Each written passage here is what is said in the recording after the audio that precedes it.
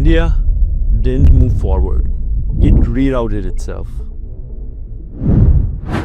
Indian Air Force C-130J is the aircraft that has brought Prime Minister Narendra Modi to the site. And most investors did not even notice. हम world का third largest network है और road construction में आज 33 kilometre per day का construction कर रहे हैं। ये अपने आप में मुझे जानकारी मिली है कि ये वर्ल्ड रिकॉर्ड है। American roads are not good because America is rich. But America is rich because American roads are good. For decades, investment followed cities. Closer meant safer, closer meant smarter. That logic worked.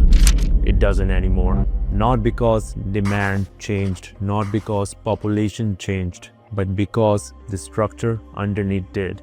When a country redesigns how goods move, how time is compressed, how distance is priced, capital stops loving locations. It starts moving with systems. This video is not about buying land, and it's not about naming highways. It's about learning how to read what's already being built underneath the map. And once you see it, NCR stops looking familiar. Before corridors, before routes, stop. Because this is where most people get it wrong. They see infrastructure as separate projects. What actually matters is the pattern behind them. So here's what I'm going to do. I'm going to break this pattern into 4 clear layers, the same way capital actually reads it. First, what creates movement. Second, how that movement is redirected. Third, where it naturally settles. And finally, why most people still misread it. Number 1, national movement spine. Think of it like a water.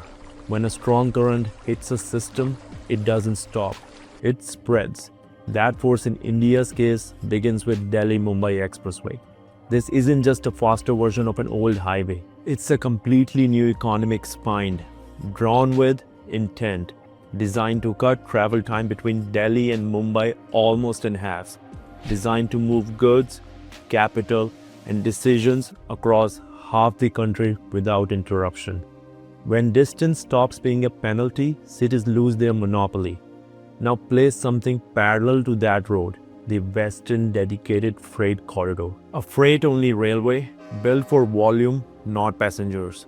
Double-stacked containers, predictable schedules, ports to NCR without friction.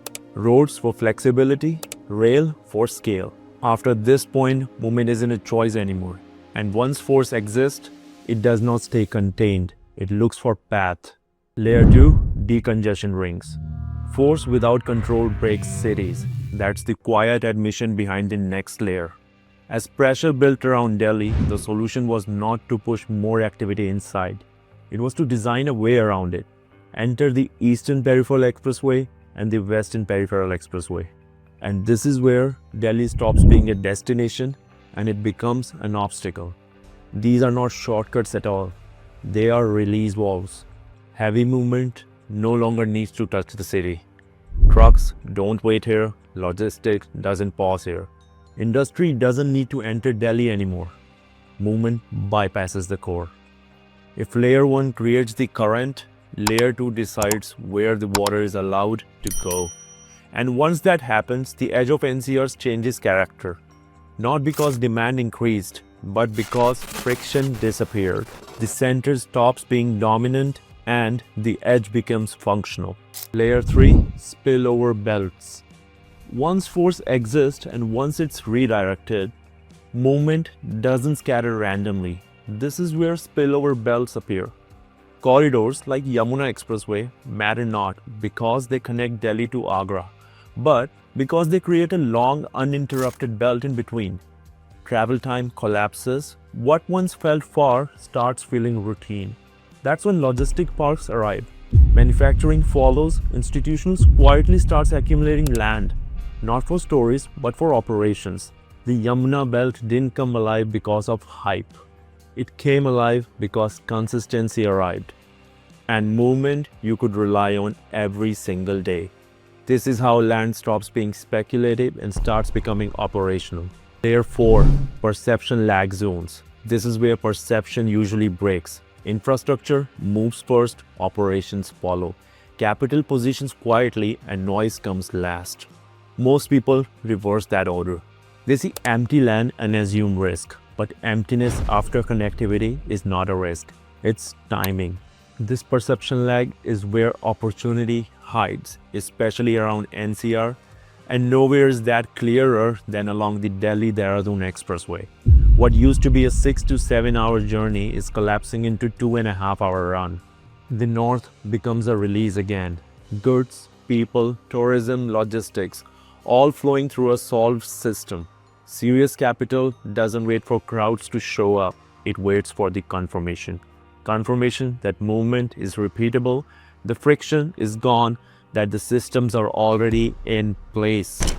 So when you put these 4 layers together and stop looking at NCR the way you used to, you stop asking where prices are rising and you start asking where systems are already solved. And how you're seeing this right now tells me exactly where your thinking already is. So tell us in the comment section, when you look at NCR today, do you still see cities or do you see corridors?